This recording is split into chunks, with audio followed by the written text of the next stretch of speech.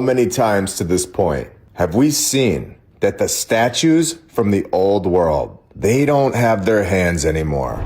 The stories tell us that the old world, some individuals had 6 fingers and 6 toes. Should we take this further with the first mention of giants with 6 fingers and 6 toes appears in ancient texts, the Bible, and various mythologies, where we have shown so many times that these so-called myths are so much more factual than the mainstream narrative that we have all been told. One of the most famous references comes from the book of 2 Samuel in the Old Testament, which mentions a giant named Ishbi-Benob, who was described as having 6 fingers on each hand and 6 toes on each foot, a descendant of the Nephilim, a race of giants mentioned earlier in Genesis, with statues from the old world exposing the truth, showing the depictions of the past, destroyed so many times, chopping the hands off over and over, chopping the feet off. And when they don't do this, it exposes so much. Just like we saw in episode 109. All of this, in my opinion, all based on my research. You are always free to think whatever you'd like. I've said this since the very beginning. That being said, let's keep going. And there was yet a battle in Gath, where was a man of great stature, that had on every hand 6 fingers, and on every foot 6 toes, 4 and 20 in number, meaning 24 fingers and toes in total. And he was also born to the giant. All of this is a myth. Are you sure? With 7 full books documented as being removed from the Protestant Bible. 7 full books removed, along with additional parts of other books, such as Esther and Daniel, all excluded. And we all know that it wasn't just 7. What was being removed changed. I'm not speaking to the 7 books that were removed. I am so much more interested in if there was more than 7 at this point. I believe that this book, the Bible, is directly from the old world, telling all of us, admitting that this incredible book has been altered. So let's turn this up a notch. Polydactyly is the condition of having extra fingers or toes. A condition? Or is this the giants, the Nephilim from the old world, the previous civilization? Egypt, where some mummies found in high-status tombs were reported to have extra digits. Finding mummies with extra digits. In Thebes, the ancient capital of Egypt, archaeologists discovered a tomb. Was it just one? You tell me. A tomb belonging to a royal or high-ranking individual. The Nephilim? I believe so. The tomb contained mummified remains with unusual characteristics, including extra fingers and extra toes. This is unbelievable. Is this what we are all being blocked off from? That the Nephilim were the leaders of the old world? Does the extra finger, the extra toe, does this expose that? And this is why the statues of all of them are all removed today. I believe that this is the case. Like I've said since the beginning, I don't believe that this is thousands of years ago. I believe that this was only a few hundred years ago. And it's getting clearer and clearer. Mummies from the Valley of the Kings in Egypt, which were discovered in our timeline yet again. Just like it is every single time. The late 19th and early 20th centuries have been examined for unusual traits like polydactyly, 6 fingers, 6 toes, with modern archaeological excavations reporting finding remains of individuals with extra digits in the tombs. I believe that we fully understand why these statues of the past are deliberately destroyed, chopping the heads, the hands, and the feet off of all of them perfectly with a saw all over the world, because we all know that this isn't just in Egypt. The mound builders of North America, specifically Ohio, Illinois, and the Mississippi River Valley, we are just getting started today. We are going to blow people's minds. Welcome to episode 113 of my lunch break. I hope you're all having a great day. And if you're new, welcome.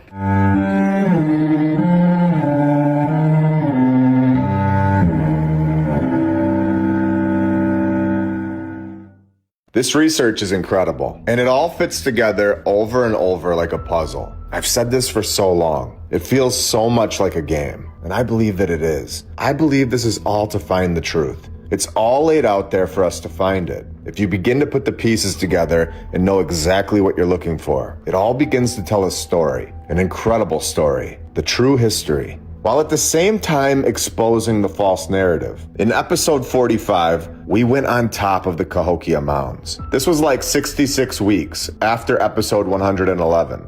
66 weeks later, we found the next puzzle piece to this location in southern Illinois, USA, that archaeologists have uncovered hundreds of human burials, with hundreds more burials being discovered across the other mounds. And the exact numbers vary due to not completing the excavation. They stopped excavating the site. We know this from episode 111. And we only needed to wait 2 more weeks to put the next puzzle piece together for this location. Not only were these people found underneath this supposed dirt pile that we all know is a temple covered by grass, but we find something incredible about these people that are still here at this site today. And I believe that we've found the reason that they stopped digging, all to preserve their narrative.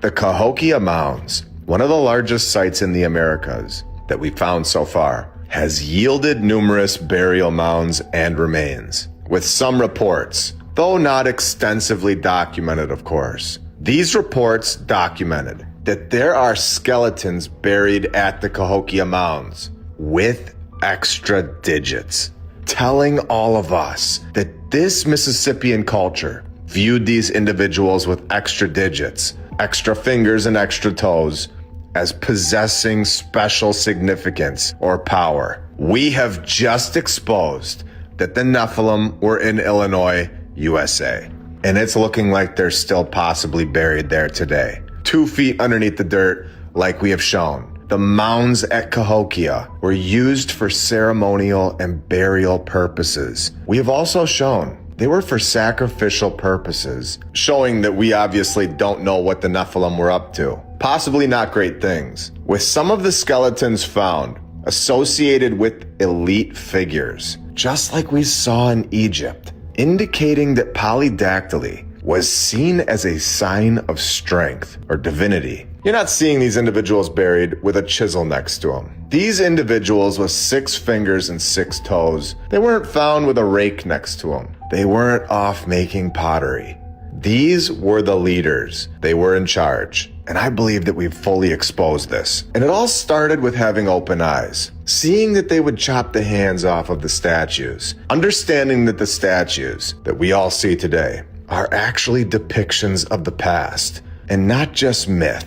And then that evolved into seeing that their hands and feet were also removed perfectly, over and over. And now we're finding evidence that they have found the leaders of the past, the leaders of the old world. 6 fingers, 6 toes, and they were giants, and they are being hidden from us today, telling us that they are preserving the site when they are just preserving their narrative. Just like we saw in 1967.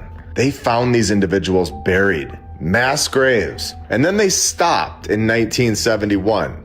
It's very clear at this point that the land that we all live on is filled with such a different story than what we have all been told. A controlled narrative, a molded one, to fit into this ridiculous timeline that we've all been given. Understanding that a giant race was here, and they had 6 fingers and 6 toes. A race that is documented. These individuals have been found, and we know their locations. And trust me, we are just getting started. There are so many more. The Nephilim explains so much about the old world, and it opens up a brand new door. It possibly explains how things were actually constructed. A much more logical explanation for the pyramids of Giza is that there were actually bigger people here. It would just make a lot more sense that bigger people with more fingers and more toes, with more knowledge of this place that we live, built this. This shows that constructing the Milan Cathedral, the Cologne Cathedral, with a donkey and a chisel, with no lights on, dirt roads, and no toilet paper until the 1800s,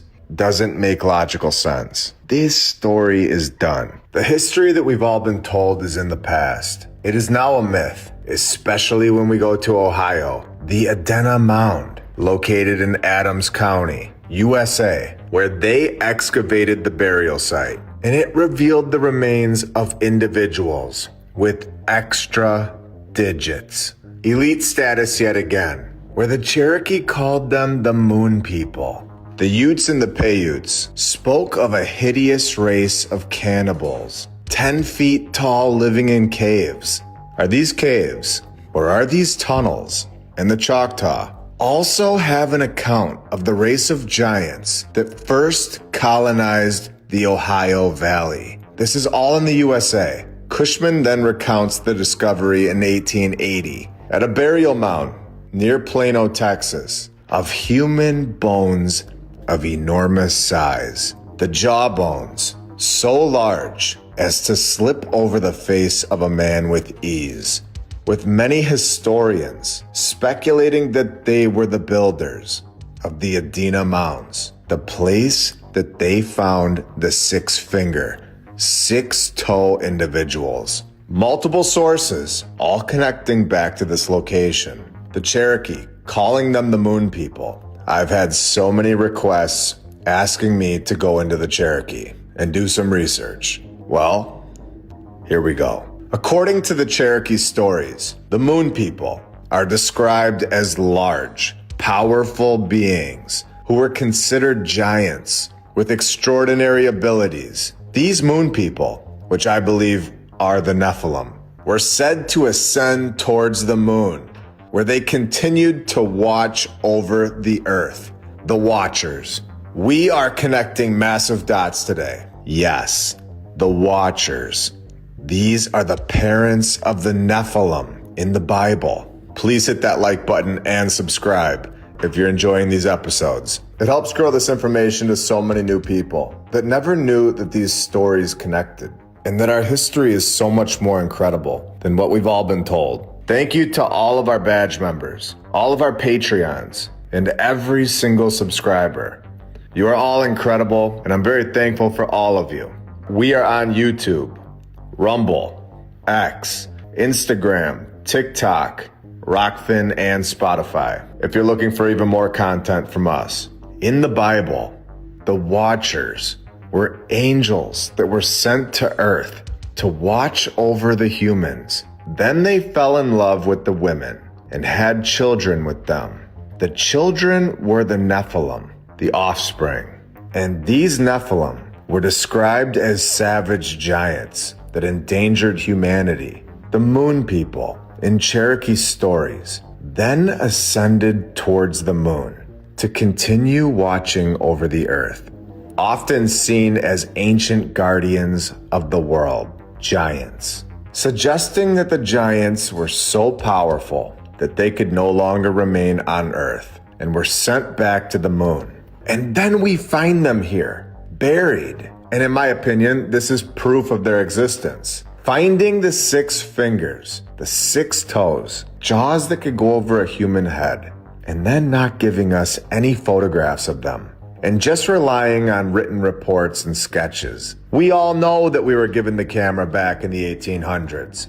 So when they found them in the 1970s at the Cahokia Mounds in southern Illinois, this would not have been an issue to take a picture of it, telling us that photographic techniques were not as advanced or commonly used in archaeological practice. This is a bunch of nonsense, an excuse to keep these findings hidden and out of the mainstream narrative. This is exactly why they stopped excavating the site in 1971. This is unbelievable. Local legends describe these individuals as giants or people of great power. In several mounds, the archaeologists uncovered skeletons with 6 fingers on each hand and 6 on each foot. The individuals appeared to be of large size. Again, we see the depictions all over the world. They don't design the entire thing perfectly and then accidentally put an extra finger on both hands. That's not what happened. This was done on purpose. So when someone has polydactyly, this can mean that they have 6 fingers on one hand and the other hand has 5 fingers and both feet have 5 toes.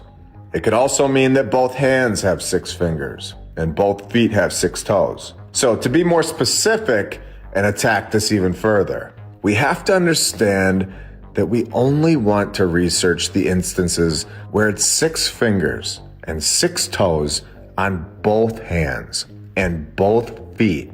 This is polydactyly, but it is more specifically called hexadactyly. And hexadactyly means they have 6 fingers and 6 toes on both hands and both feet. And what I find extremely interesting is that people are still born with this today. It's extremely rare, with 1 in 1 million births, or only 140 people a year worldwide.